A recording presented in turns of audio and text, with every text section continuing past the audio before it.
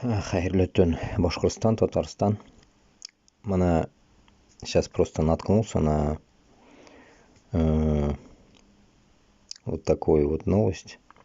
7 яшьлек Анатолий Маслов, ученый-физик из Новосибирска. Ну, урыстырында. Там, наверное уж, кто он по нации, непонятно.